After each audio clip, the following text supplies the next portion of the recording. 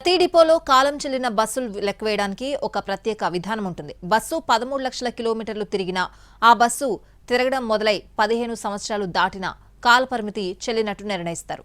Bus తరగతులు నిర్ణయించడానికి engine, chassis, gear box, axle, body fittings వంటి వాటిని ప్రధానంగా లెక్కలోకి తీసుకుంటారు. ఈ బస్సు భాగాల ఆయుష్ను లెక్కవేయడానికి డివిజనల్ మేనేజర్ స్థాయి అధికారులు 3, ఇంజనీరింగ్ అధికారులు 3, అకౌంట్స్ నుంచి 3 కలిసి ఒక కమిటీగా ఏర్పడతారు. రాష్ట్రంలోని 4 ప్రధాన డిపోలలో స్క్రాప్ యార్డులు, ట్రైనింగ్ సెంటర్లు, బాడీ బిల్డింగ్ డిపోలు ఉంటాయి. విజయనగరం, విజయవాడ, నెల్లూరు, కడపలలో స్క్రాప్ యార్డులున్నాయి. ఒక్క కడపకు సంబంధించిన ట్రైనింగ్ సెంటర్ మాత్రం కర్నూలులో ఉంటుంది. ప్రస్తుతం 8,700 బస్సులుంటే వాటిలో 4,000 బస్సులు ఎక్స్ప్రెస్ నుంచి అమరావతి రకాల వరకు ఉన్నాయి. మిగిలిన 4,700 బస్సులు పల్లె వెలుగు, ఆర్డినరీ, అల్ట్రా పల్లె వెలుగు లాంటివి ఉన్నాయి.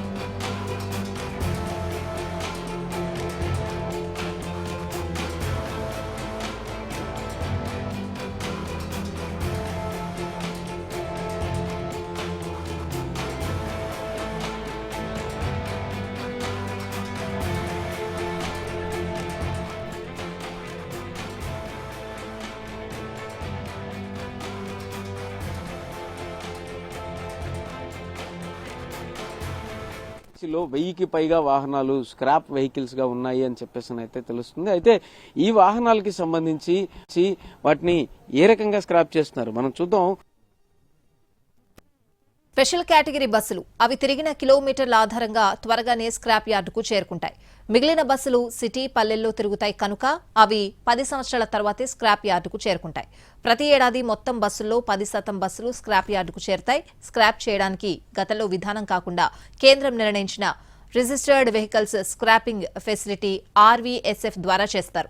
ఇందులో దేశవ్యాప్తంగా 174 మంది బిడ్లు వేయడానికి అర్హత కలిగి ఉన్నారు. వీరిలో గుంటూరు, నెల్లూరులో మాత్రమే బిడ్డర్లున్నారు. దీంతో ఏపీలో స్క్రాప్ బిడ్లు చాలా వరకు మందకొడిగా సాగుతున్నాయి. ఇప్పుడు చూస్తే కనుక ఇక్కడ మనం చూస్తున్న ఇవి ఏవైతే ఇంజిన్లు చూస్తున్నామో ఇవి సిఎన్జి ఇంజిన్లు. అంటే సహజంగా ఏంటంటే సిఎన్జి ఇంజిన్కి వచ్చేటప్పటికి ఈ రకంగా పైపులు ఉంటాయి, గ్యాస్ పైప్స్ ఉంటాయి. ఈ గ్యాస్ పైప్స్ నుంచి బయటకు వస్తుంది. కానీ మనం ఎక్కడైతే ఇక్కడ వర్క్ అంతా చూస్తున్నామో యాక్చువల్గా ఈ వర్క్ చూస్తున్న ప్లేస్లో సిఎన్జి వెహికల్స్కి సంబంధించిన స్క్రాప్స్ కూడా చాలా తక్కువగా ఉండేటటువంటి పరిస్థితి అయితే ఉంటుంది. అయితే ఇంకొక పక్కన ఆయిల్కి సంబంధించి అంటే డీజిల్ వెహికల్సే ఎక్కువగా ఇక్కడ మూవ్మెంట్ ఉండే పరిస్థితి ఉంటుంది. ఇక్కడ చూడొచ్చు డీజిల్ వెహికల్కి అలాగే దానికి సిఎన్జి వెహికల్ కి ఇంజిన్ లో డిఫరెన్స్ వచ్చేటప్పటికి డీజిల్ వెహికల్ కి ఈ రకంగా ఆయిల్ పైపులు ఉంటాయి.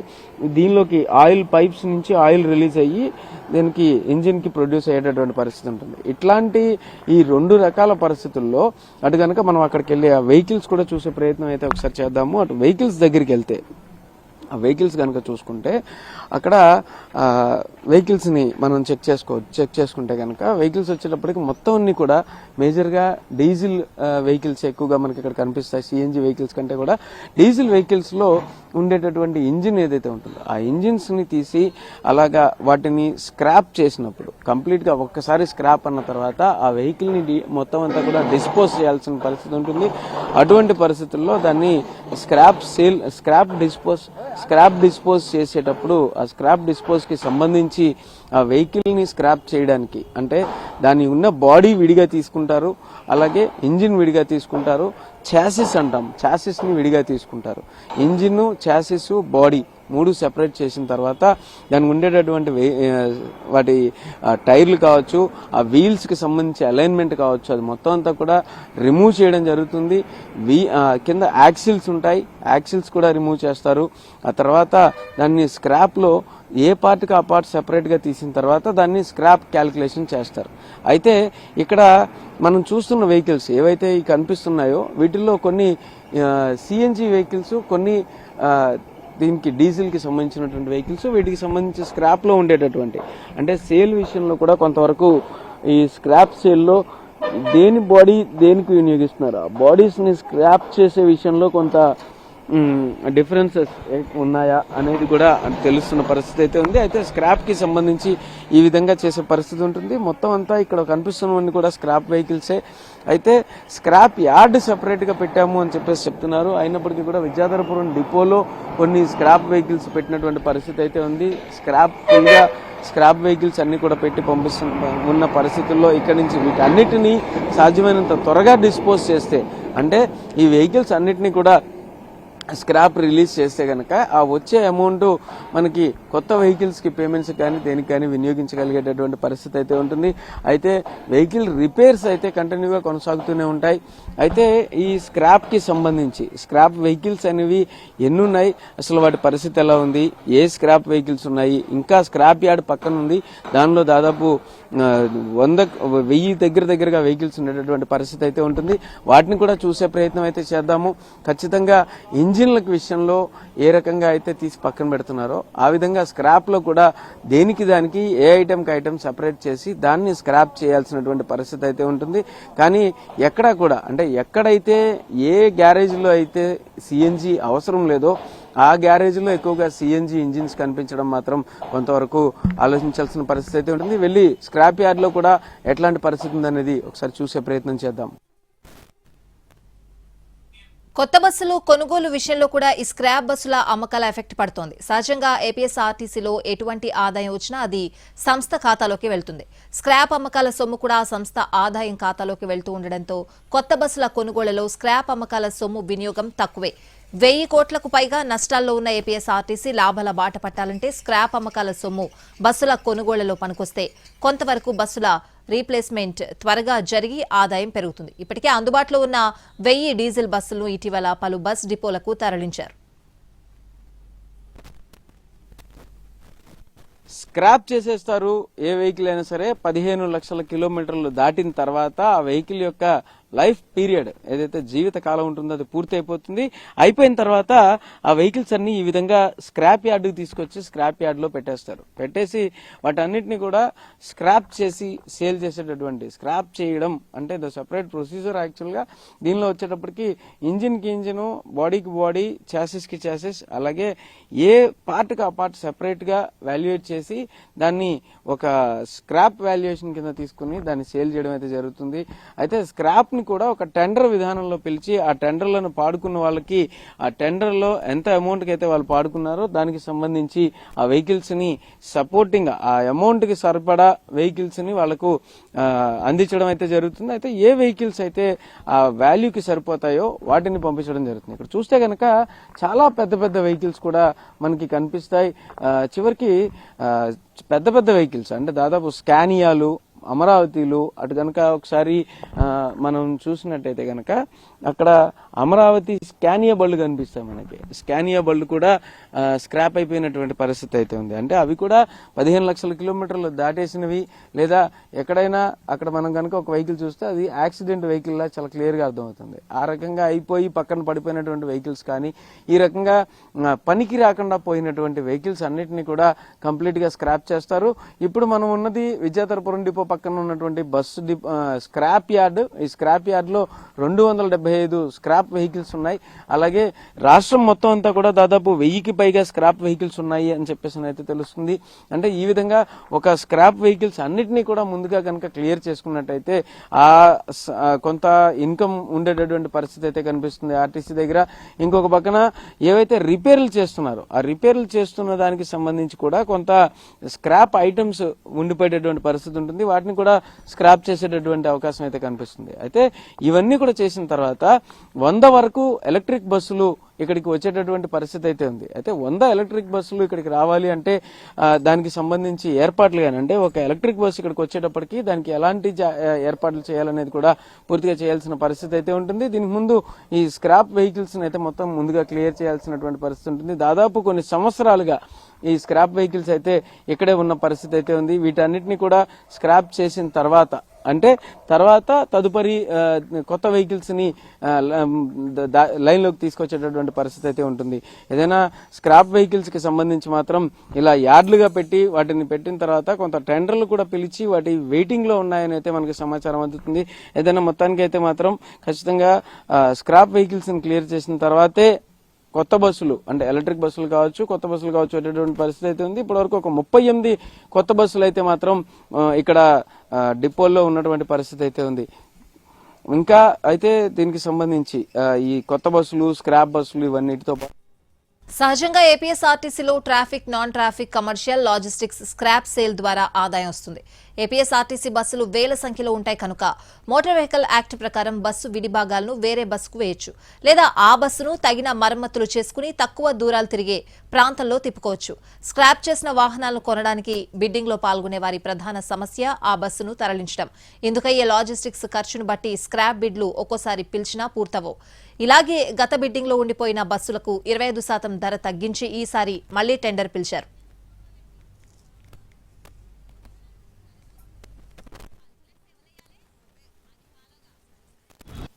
ఏపీఎస్ఆర్టీసీలో 1000కి పైగా స్క్రాప్ వెహికల్స్ ఉన్నటువంటి పరిస్థితి అయితే ఉందని తెలుస్తుంది. ఒక విద్యాధరపురం డిపోలోనే మనం ఇక్కడ ఎక్కడైతే ఉన్నామో ఈ డిపోలోనే 275 స్క్రాప్ బస్సులు ఉన్నాయి. అంటే స్క్రాప్ అంటే ఎలా డిసైడ్ చేస్తారు? సహజంగా అయితే కామన్ గా ఉండేటటువంటి ఫీచర్ ఏంటంటే మీటర్లో 15 లక్షల కిలోమీటర్లు దాటింది అని కనుక వచ్చినట్టయితే, మీటర్ రీడింగ్ 15 లక్షల కిలోమీటర్లు దాటినట్టయితే కనుక ఖచ్చితంగా దాన్ని ఆ మైలేజ్ దాటంగానే ఆ బస్సుని అక్కడతో నిలిపివేస్తారు, ఆపేస్తారనమాట. ఆపేసి పైన బాడీ కావచ్చు ఇంకేదైనా బాగున్నట్టయితే వాటిని వినియోగిస్తారు, లేకపోతే పూర్తిగా దాన్ని పూర్తి స్థాయిలో స్క్రాప్ చేసేటటువంటి పరిస్థితి అయితే ఉంటుంది. అయితే ఇటువంటి పరిస్థితుల్లో ఇక్కడ 275 స్క్రాప్ వెహికల్స్ ఒకే డిపోలో ఉండడం, అలాగే మిగిలిన 725 నుంచి 750 వెహికల్స్ కూడా మిగతా డిపోల్లో ఉన్నటువంటి పరిస్థితి అయితే ఉంది. రాష్ట్ర వ్యాప్తంగా ఈ వెహికల్స్ అన్నిటిని, ఏవైతే స్క్రాప్ వెహికల్స్ ఉన్నాయో వీటన్నిటికీ సంబంధించి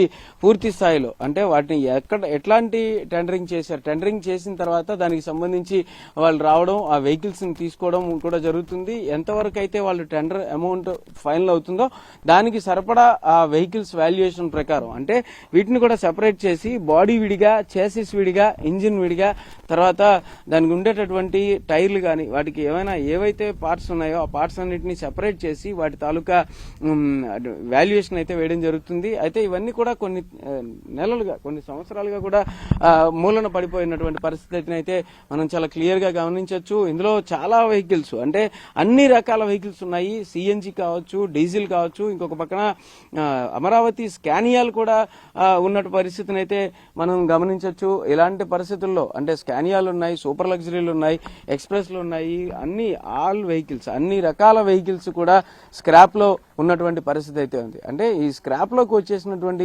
బస్సులన్నింటినీ కూడా ముందుగా డిస్పోజ్ చేసుకుంటే అంటే అమ్మేసుకోవడం కానీ, లేకపోతే వాటిని స్క్రాప్ చేసి టెండర్ ద్వారా వాటిని రిలీజ్ చేసుకున్నట్టయితే వాటి తాలూకా సొమ్ము ఏదైతే వస్తుందో అది కొంతవరకు ఆదాయంగా ఏపీఎస్ఆర్టీసీకి వినియోగించబడేటటువంటి అవకాశం ఉంది. అయితే ఇప్పటికే 100 ఎలక్ట్రిక్ బస్సులు వస్తాయని చెప్పేసి చెప్తున్నారు. ఇంకొక పక్కన ఇక్కడికే విద్యాధరపురం డిపోలో పక్కన ఒక 38 కొత్త బస్సులు కూడా అందుబాటులో ఉన్నటువంటి పరిస్థితి అయితే ఉంది. ఈ కొత్త బస్సులు అలాగే ఏవైతే 100 ఎలక్ట్రిక్ బస్సులు వస్తాయని చెప్తున్నారో ఆ ఎలక్ట్రిక్ బస్సులు వాటి తాలూకా అరేంజ్మెంట్స్ కోసం కావచ్చు, అలాగే ఇప్పటికీ ఇంజిన్లు పనిచేస్తూ బస్సుల బాడీలు సరిగ్గా లేని వాటికి ఈ బాడీలు షిఫ్ట్ చేసేటటువంటి పరిస్థితి కూడా జరుగుతూ ఉండేటటువంటి పరిస్థితి ఉంటుంది. కొన్ని చోట్ల ఎక్కడెక్కడైతే సిఎన్జి వెహికల్స్ ఉన్నాయో సిఎన్జి వెహికల్స్ కి డీజిల్ వెహికల్స్ యొక్క బాడీలు వెళ్లడం, అలాగే కొన్ని చోట్ల సూపర్ లగ్జరీ బాడీస్ వచ్చి ఎక్స్ప్రెస్ కి పడడం, ఎక్స్ప్రెస్ బాడీలు సూపర్ లగ్జరీకి పడడం, ఇలాగా కొంత వాటి యూటిలైజేషన్ ప్రకారం కొంత మార్పులు జరిగేటటువంటి పరిస్థితి అయితే ఉంటుంది.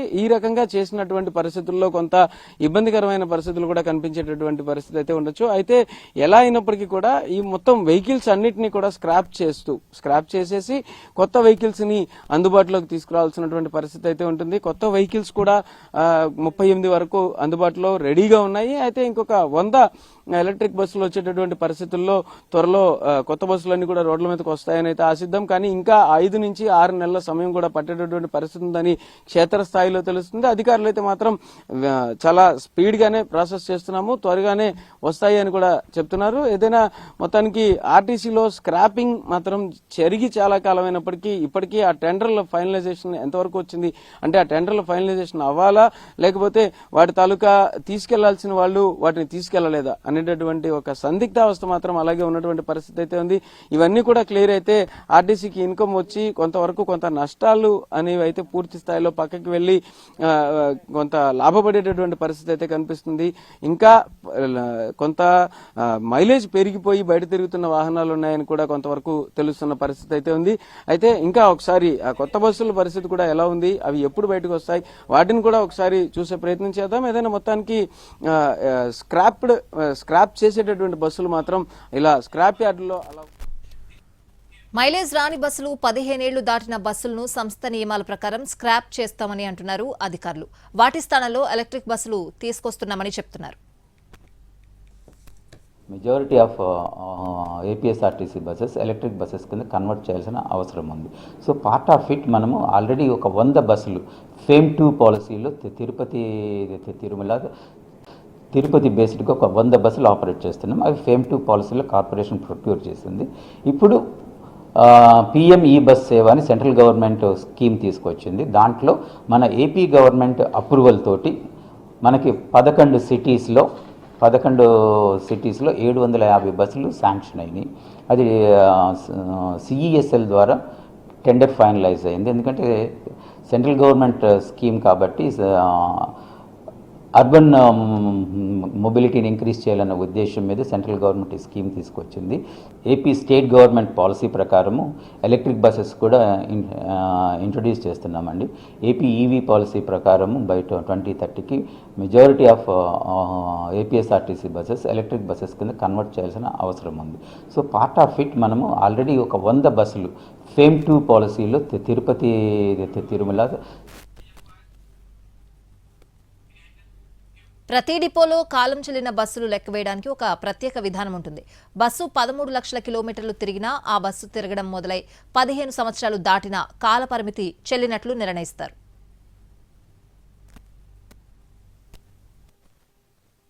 ఏపీఎస్ఆర్టీసీలో కొత్త బస్సులను కూడా అందుబాటులోకి తీసుకొస్తున్నారు. అయితే ఇప్పటికే 38 బస్సులు విద్యాధరపురం డిపోలో ఉన్నటువంటి పరిస్థితి అయితే ఉంది. మనం చూడొచ్చు ఆ విద్యాధరపురం డిపోలో ఉన్నటువంటి 38 బస్సులు కూడా ఇక్కడ వరుసగా ఇక్కడ పార్క్ చేసి అట్టే పెట్టారు.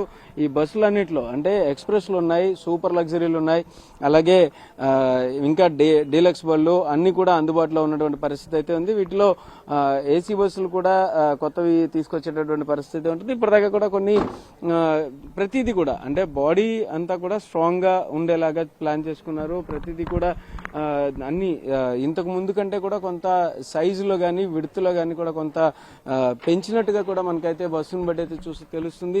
అయితే ఇప్పుడు ఒక బస్సులోకి ఎక్కి బస్సు ఎలా ఉంది అంటే కొత్త బస్సులు కూడా ఎలాంటివి తీసుకున్నారనేది కూడా ఒకసారి చూసే ప్రయత్నం అయితే చేద్దాం. మనం ఈ బస్సులో కనుక అంటే సహజంగా బస్సు అనగానే బస్సులో కొన్ని ప్రత్యేకమైనటువంటి ఫెసిలిటీస్ అవసరం అవుతాయి. ఇందులో కూడా ఈ ఫైర్ ఎక్స్టింగ్విషర్స్ ఏదైనా ప్రమాదం జరిగితే ఫైర్ ఎక్స్టింగ్విషర్ కావాలి. ఇక్కడ చూస్తే కనుక ఫైర్ ఎక్స్టింగ్విషర్ కూడా అందుబాటులో ఉంచినటువంటి పరిస్థితి అయితే ఉంది. అలాగే ఫైర్ ఎక్స్టింగ్విషర్ ఉంది. ఫైర్ ఎక్స్టింగ్విషర్ తర్వాత బస్సులోకి వచ్చిన తర్వాత ఫస్ట్ ఎయిడ్ కిట్ ను కూడా అందుబాటులో ఉంచారు. అలాగే కొత్త బస్సుకు వచ్చేటప్పటికి అవైలబుల్ స్పేస్ కూడా అంటే ఇక్కడ ఏమండి స్పేస్ ఏమైనా పెరిగిందా ఇంతకు ముందుకి ఇప్పటికి? పెరిగిందా అంటే ఇంతకు ముందు కంటే ఎంత పెరిగి ఉండొచ్చు? ఇంచుమించు 4 inches పెరిగిందండి. సీట్ కి బాగా గ్యాప్ కూడా ఉందండి. బాగా సీట్ కు బాగా గ్యాప్ ఉంది. ప్రయాణికులు కూర్చున్న కూడా సేఫ్టీగా ఉంది. అంటే ఫుడ్ స్పేస్ కూడా బాగా పెంచారు. ఫుడ్ స్పేస్ పెంచారండి. సో అంటే ఇంజిన్ కెపాసిటీ అంటే దీనికి పాత బళ్ళకి ఇంజిన్ కెపాసిటీలో ఏమైనా మార్పులు ఉన్నాయా? మార్పులు ఉన్నాయండి. ఏముంది సార్? ఈ పాతది అయితే BS4 అండి, ఇది BS6 అండి. దానికన్నా కొద్దిగా కెపాసిటీ ఎక్కువ అండి ఇంజిన్. అడ్వాన్స్ అంటే మైలేజ్ ఎట్లా ఉండొచ్చు? మైలేజ్ 6 అండి. మైలేజ్ 6. ఓకే. అంటే హైయెస్ట్ స్పీడ్ ఎంత వెళ్ళొచ్చు? 80 అండి. 80 స్పీడ్లో వెళ్ళొచ్చు. సో అదే హైయెస్ట్ స్పీడ్ 80లో వెళ్ళొచ్చు అంటున్నారు. సహజంగా ఇప్పుడున్న బస్సులు కూడా హైయెస్ట్ స్పీడ్ 80లో వెళ్తున్నటువంటి పరిస్థితి ఉంది. మనం ఎక్కింది ఇప్పుడు ఇది ఒక సూపర్ లగ్జరీ బస్సు, కొత్త బస్సు అరేంజ్మెంట్ లో ఉంది. ఇది రెడీగా అట్టబెట్టారు. అయితే ఇలాంటి బస్సులు అన్ని కూడా దాదాపు ఒక 38 బస్సులు అయితే మాత్రం అందుబాటులో ఉంచినటువంటి పరిస్థితి అయితే ఉంది. చూడొచ్చు ప్రతి దగ్గర కూడా అన్ని రకాల జాగ్రత్తలతో పూర్తి స్థాయి ఏర్పాట్లు అయితే చేసినటువంటి పరిస్థితి అయితే ఉంది. ఫుడ్ స్పేస్ కూడా మనం గమనించవచ్చు. ఫుడ్ స్పేస్ కూడా కొంత గతం కంటే కొంత ఎక్కువగానే ఉందని చెప్పాలి. ఇంతకు ముందుకున్న స్పేస్ కంటే కొంచెం ఎక్కువ స్పేస్ ఇచ్చారు, ఫుడ్ స్పేస్ కూడా. దానివల్ల కూర్చున్నప్పుడు కూడా కొంత కంఫర్ట్ ఎక్కువగా ఉండేటటువంటి పరిస్థితి అయితే ఉంది. కొన్ని సీట్ల దగ్గర మాత్రమే అలా ఫుడ్ స్పేస్ ఉండేటటువంటి పరిస్థితులు ఉండేవి గతంలో. ఇప్పుడు అన్ని సీట్ల దగ్గర కూడా ఫుడ్ స్పేస్ ఎక్కువగానే కనిపిస్తుంది. ఈ రకంగా చూసుకుంటే కనుక కొత్త బస్సులన్నీ కూడా అందుబాటులోకి వస్తున్నాయి. ఇప్పటికే 38 డీజిల్ బస్సులు అయితే ఇక్కడ విద్యాధరపురం డిపోలో అందుబాటులో ఉన్నాయి. అలాగే ఇంకొక పక్కన ఎలక్ట్రిక్ బస్సులు మరొక 100 వస్తున్నాయి. కాబట్టి త్వరలో కొత్త బస్సులు అయితే మాత్రం ఏపీఎస్ఆర్టీసీలో మొత్తం అంతా రాష్ట్రం అంతా కూడా తిరగబోతున్నాయి. ఇంకా స్క్రాప్ బస్సులను కూడా పూర్తి చేసిన తర్వాత, స్క్రాపింగ్ కూడా పూర్తయిపోతే మరిన్ని కొత్త బస్సులు కూడా కొనేటటువంటి పరిస్థితి అయితే ఉంటుంది. అయితే ఈ టెండర్లు ఇప్పటికే 3-4 సార్లు పిలిచిన నేపథ్యంలో ఇప్పుడు రేపు 6వ తారీఖున జరిగేటటువంటి టెండర్లో ఫైనల్ అవుతాయని అయితే మాత్రం అధికారులు ఆశాభావం వ్యక్తం చేస్తున్నారు. ఏదైనా మొత్తానికి ఏపీఎస్ఆర్టీసీ అయితే మాత్రం బస్సులని అందుబాటులో ఉంచడంలో, బస్సులు రిపేర్ చేయడంలో, అలాగే స్క్రాపింగ్ చేయడంలో కూడా పూర్తి జాగ్రత్తలు తీసుకుంటున్న పరిస్థితి అయితే ఉంది. బాగున్న బస్సులను దశలవారీగా పల్లె వెలుగు ఎక్స్ప్రెస్లుగా మార్చి వాటిని జిల్లాలు, మారుమూల ప్రాంతాల్లో రవాణాకు వినియోగించనున్నట్లు అధికారులు తెలిపారు. బస్సులు యాజ్ పర్ ఆర్టీసీ పాలసీ ప్రకారం మైలేజ్ కవర్ అయిన బస్సులను మేము రిప్లేస్ చేస్తుంటాము. అలానే 15 సంవత్సరాలు కంప్లీట్ అయిన ప్రతి బస్సుని మేము స్క్రాప్ చేస్తాము. యాజ్ ఆన్ డేట్ 15 సంవత్సరాలు కంప్లీట్ అయిన ఒక్క బస్సు కూడా లేదు. అన్నీ మేము స్టేబుల్ చేసేసాము. స్టేబుల్ చేసి స్క్రాప్ యార్డ్కి పంపిస్తాము.